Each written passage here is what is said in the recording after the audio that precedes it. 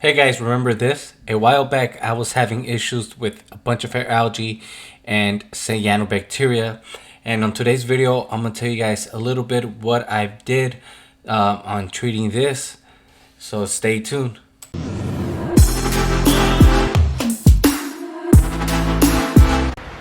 Hey, what's up YouTube? This is Carlos with Twins Reef, bringing you guys another video, and today we're going to be talking about the Red Sea Reefer 170 planted aquarium. So let's begin. Alright guys, so my battery's going to die quick, but regardless, it's not the end of the video. I just want to tell you guys what's been going on. So we've been treating with the algae issue and it's basically gone. So what we used was the ChemiClean product, as well as we've been dosing the C-Chem XL. Overdosing it, that way it kills. Hey, what's up YouTube? This is Carlos with Twins Reef. So I was trying to record previously and my battery just died on me, so it's probably today the second day after that first attempt. As you guys can see now, I do have another tank set up. That is the 30 long innovative marine tank. But today's video is not about that. It's actually about the Red Sea Reefer 170 planted aquarium just behind me. So as you guys know, I was having some issues with hair algae, and that is normal once you set up a aquarium, a planted tank, especially if you want to do a high-tech tank. I learned the hard way because the first time I saw my tanks with algae, cyano, I basically gave up on them. I stressed out and just removed everything, removed the substrate, threw it away, even though it was an expensive substrate. Not the most expensive, but it was the fluvostratum, and the plants threw them away because they were covered with algae.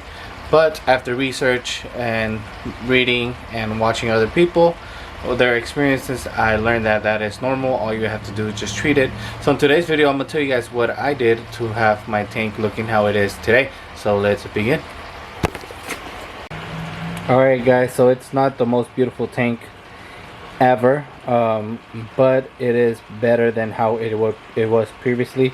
So just 2 days ago I did a water change and I planted the plants where they are right now.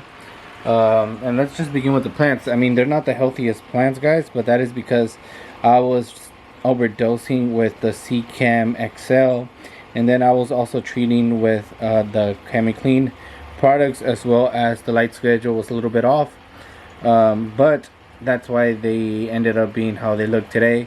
So I basically trimmed them halfway and planted everything, hoping that the plants will recover. I didn't want to go out and go buy new plants, so I'm pretty confident that these plants will recover as long as I dose and I have a steady schedule with the lights and the dosing.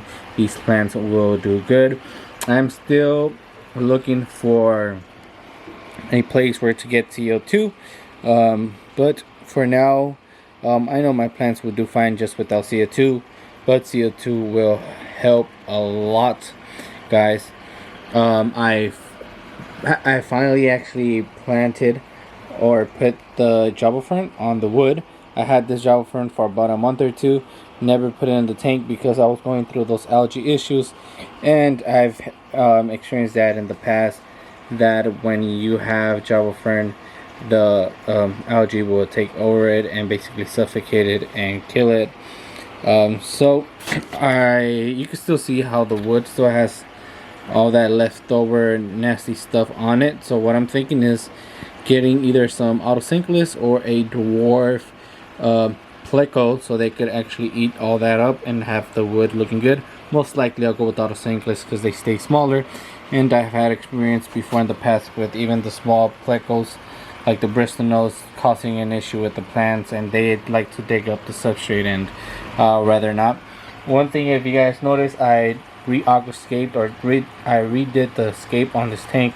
I put the wood in a different position, now in the middle. So in person this tank looks really good.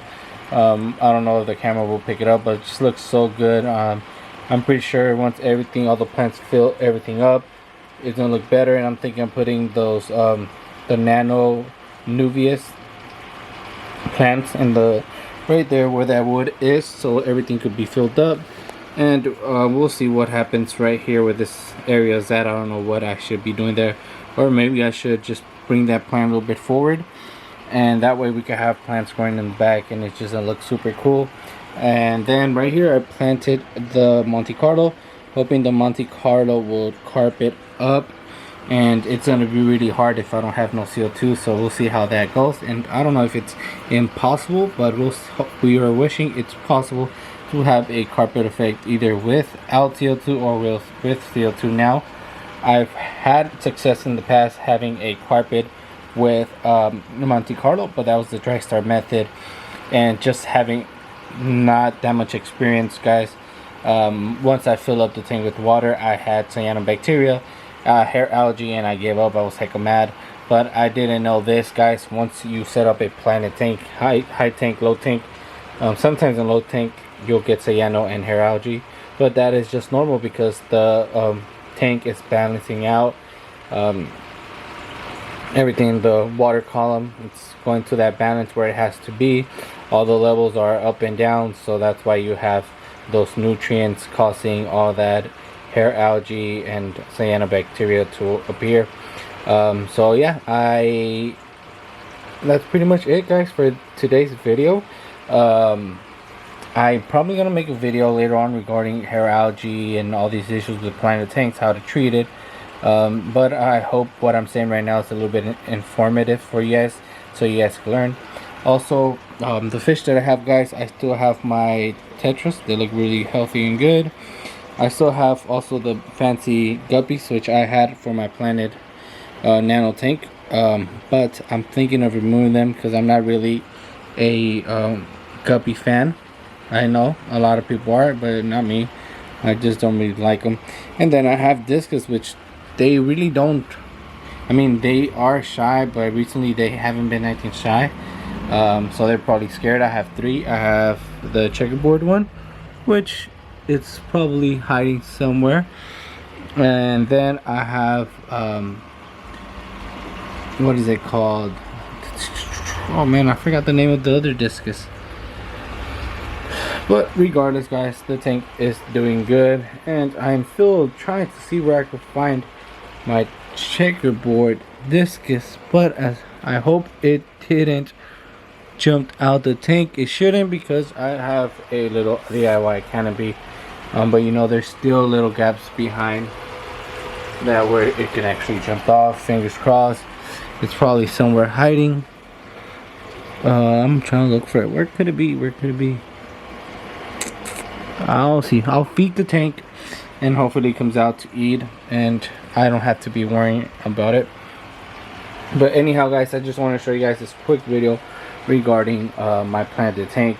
It is algae free, no more cyanobacteria, which I heard, if I'm not wrong, cyanobacteria is not an algae.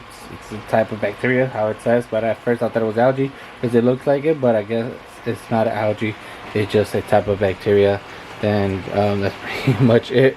Anyhow, guys, so we're hoping we do not get any more algae issues in this tank, but if I do, I know how to treat it now.